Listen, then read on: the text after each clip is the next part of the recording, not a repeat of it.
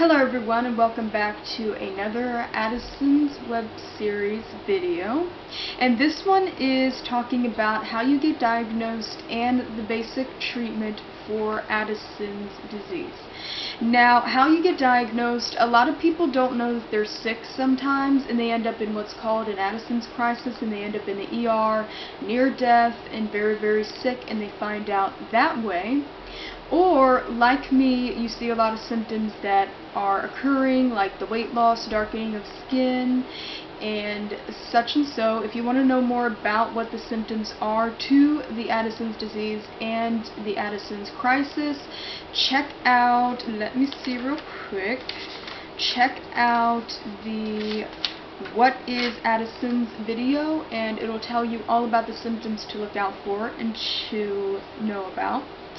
And so many people don't know until they end up in the ER or they're very, very sick, but either way, I know that you pretty much are near death when you are diagnosed with this disease. It's very rare that somebody finds out when they're still really, really healthy and gets diagnosed.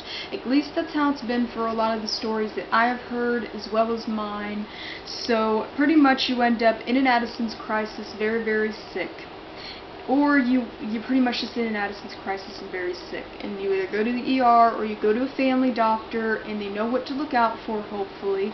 You'll be amazed, and something you'll find with Addison's disease is that it's very hard to find people who know what the disease is, know what to look out for, and to know how to treat it during a crisis.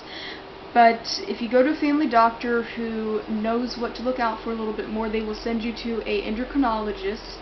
Now, an endocrinologist takes care of growth hormone problems, diabetes, and all adrenal gland issues.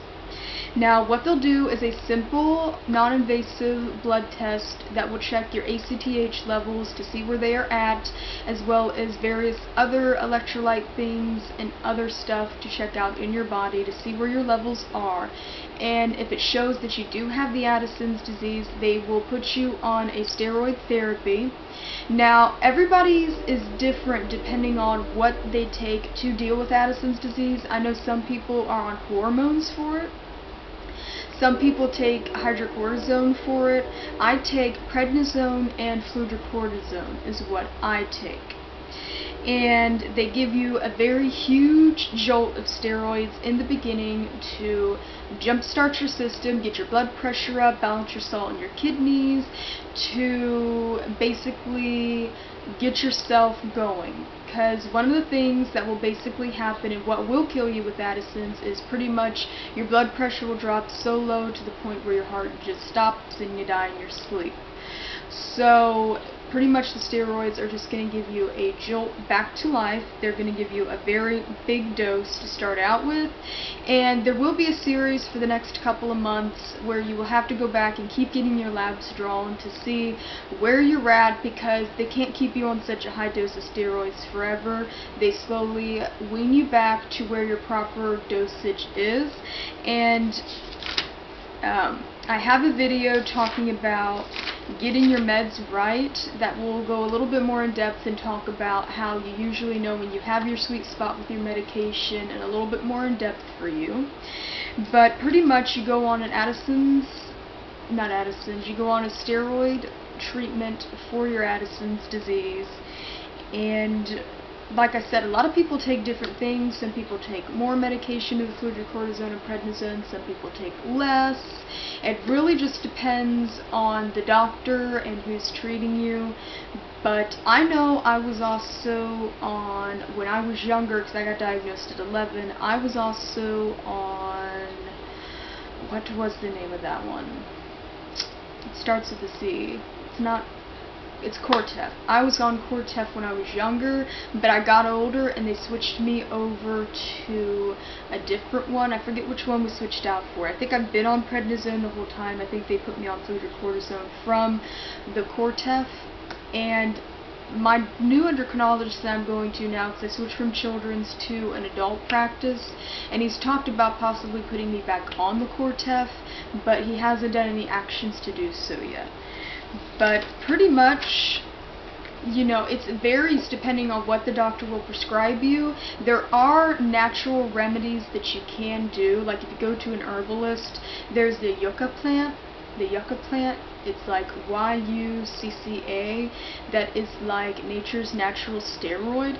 I myself have toyed with the idea, and I probably should revisit it, on doing an herbal therapy to take care of myself with my Addison's disease, because as you will find over the years, the steroids slowly deteriorate and destroy your body. And to know a little bit more on that, you're going to want to check out What I Wish I Knew When I Got the Disease and Health Problems That Can Accompany It. Those two videos will talk about the health problems that come with it and what the steroids will do to your body after long-term effect. So I do suggest, though, in the beginning that you take a steroid therapy because it is the strongest and most potent thing to do.